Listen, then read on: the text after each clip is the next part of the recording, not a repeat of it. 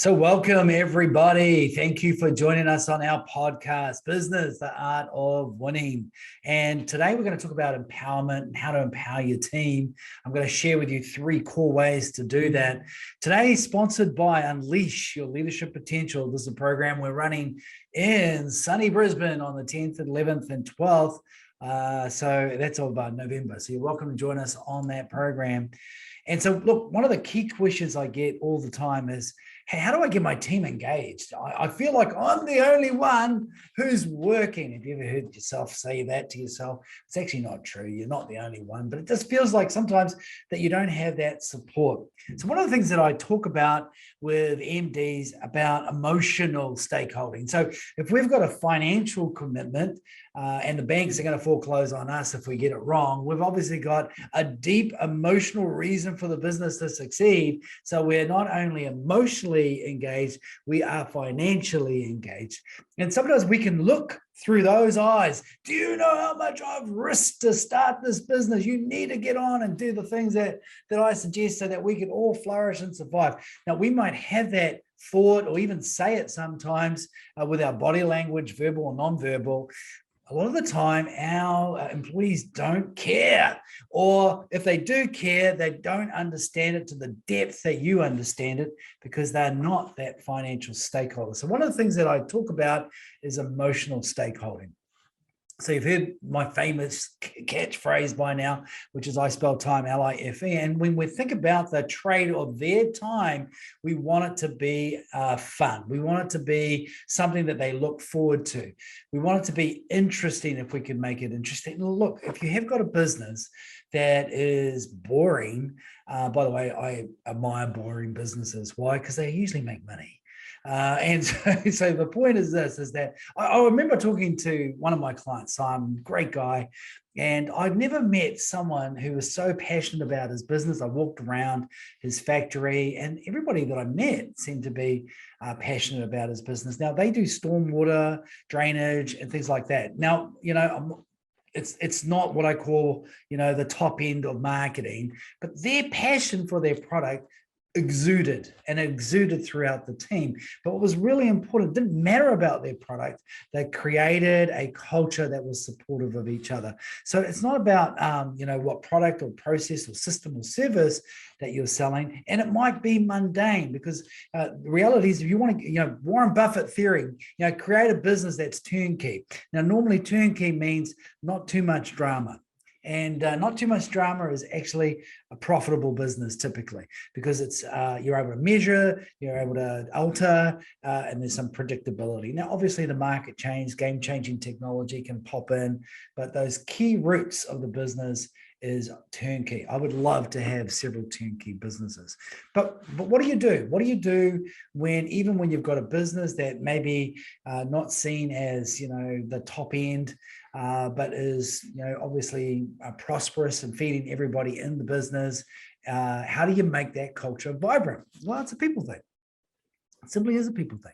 Now, if you have got a product that's like an Apple phone or something that's deemed as really, really, really sexy, it's easier. But I tell you what, I've worked with a lot of organizations on the outside that look like, wow, I'd love to work for that company because it looks like it's a great product.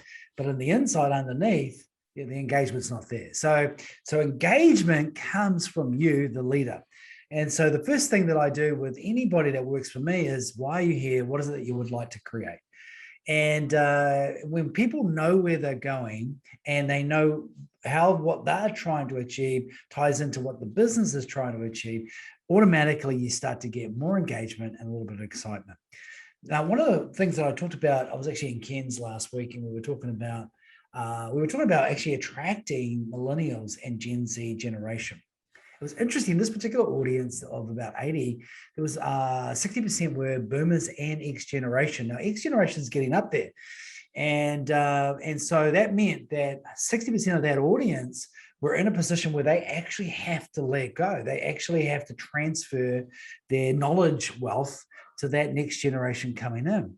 And one of the things that we talked about in creating a vibrant culture is diversity, lots of different things going on, communication. Like an example, when we did a review with baby boomers, it would be something like this: no news is good news. Okay, so baby boomers being monitored, on their results for the year. No news is good news.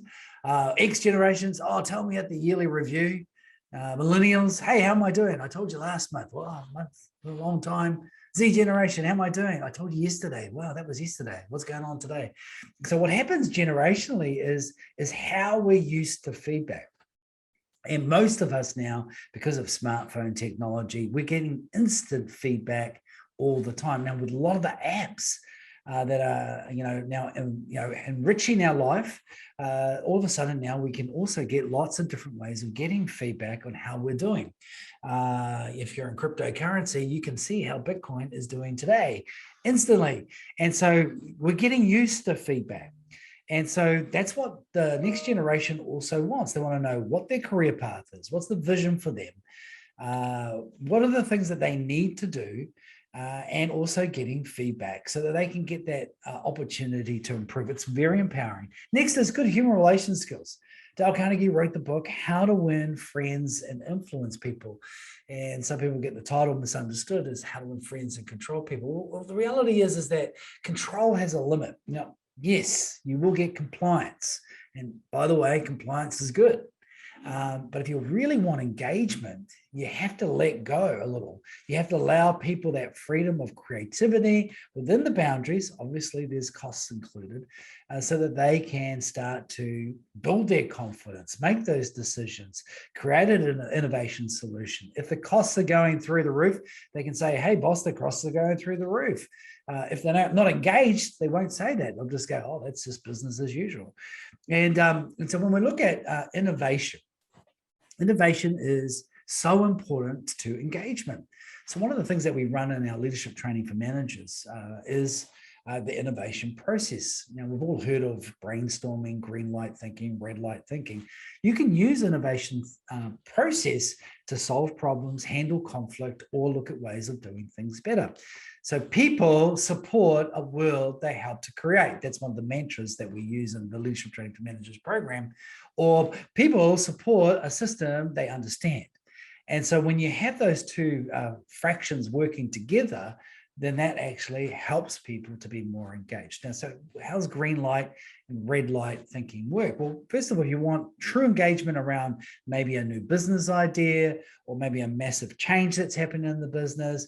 You can run a green light process with everybody contributing. And then what you do is you bring your standards. And one of the 3 standards that I bring is what we call time, quality, and cost. Can we meet this objective within the time that we said we're going to meet it? Is it going to enhance quality? And can we do it within the budget? And it's amazing what can happen when you ask people to join in and contribute. And because the ideas have been facilitated from the group buy into it. It's a very, very quick way to get that. So if you want to know more about that, check out Dale Carnegie and Australia, or Dale Carnegie globally. We have 2 programs. It's called Unleash Your Leadership Potential. And you'll find that process talked about in that program, as well as leadership training for managers. And our newest addition to that is leadership training for results. So just to recap, here are some of the simple things that we can do to help people be more engaged. First of all, just because we might be from a generational bias, and I'm an X generation, I don't really want to review until the end of the year, or no news is good news. If I'm truly honest, that's actually how I think. To people who may be joining the company, who need that feedback, they need that process too. They need to understand where they stand, and they also need those skills moving forward. If you analyze Gen Next as the generation next that's coming through, you will find that they multitask like no other generation. They do it seamlessly. It's like fish don't know they're in water because it's their natural environment. And so when it comes to technology use, with some of these young ones coming through, they don't know that they're technically savvy. It's just like breathing in and out. So what they need from the other generations is strategy. They need to know what the long-term vision is. They need to understand what the indicators are that they are winning. And they also need to be included so that they feel empowered to be the best that they possibly can be. By the way, they also need your engagement skills. Yes, they are very engaged with their peers, but typically it's a certain sector of group where they have known those people for a very long time. Moving outside of their peers is something that you could probably help them with. Solving engagement problems. So one of the first things is that a lot of the new generation don't want to talk about difficult things. So learning how to talk about difficult things and mentoring people in that area can be incredibly helpful. So those are the ideas that I've shared. I'm sure there was more than 3, minimum of 3 to at least will. And so in summary, engagement is around getting people emotionally engaged. They won't do that unless they've got direction. Use the innovation process, green light, red light thinking. People support a world they help to create. When you are giving feedback, it is in line with that vision, so they can see that the feedback is going to take them and propel them forward. Hope you've enjoyed our podcast today. This has all been about how to empower my team more effectively. I'm William Farmer. This session has been sponsored by Unleash Your Leadership Potential. And when you do that, you give a little bit of yourself to others, and therefore they're able to gain confidence and courage, giving their gift to the people that matter in their life. I think leadership is awesome. I think leadership is something that we can all develop just to make a little bit better place to live in. So I'm William Farmer, MD for Dale Carnegie Australia. Business, the art of winning. Obviously, when you win, others win as well. Thank you.